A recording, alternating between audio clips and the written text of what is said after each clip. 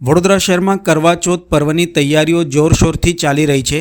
કરવા ચોથનો તહેવાર ખાસ કરીને સુહાગીન સ્ત્રીઓ માટે અગત્યનો માનવામાં આવે છે, જેમાં પતિના દીર્ઘાયુષ્ય અને સુખ સમૃદ્ધિ માટે ઉપવાસ રાખવામાં આવે છે।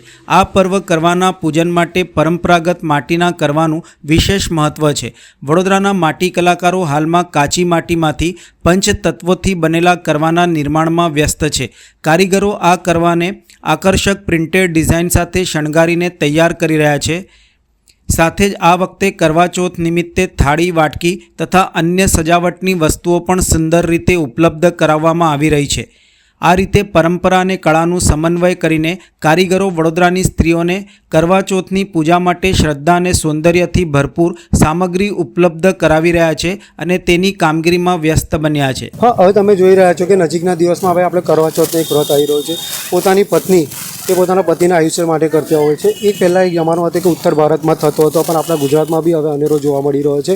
તમે એમાં કાચી માટીને કરવો આવી રહ્યો છે, એ કરવાનું બહુ જ મહત્વ હોય છે। એમાં જેવું છે, અમારા માટીના કરવો જે હોય છે એ પંચતત્વથી બનેલો હોય છે, જેમાં માટી, જલ, વાયુ, આકાશ અને આયુ, એટલે માટીના કરવાનું બહુ જ મહત્ત્વ આપવામાં આવે છે।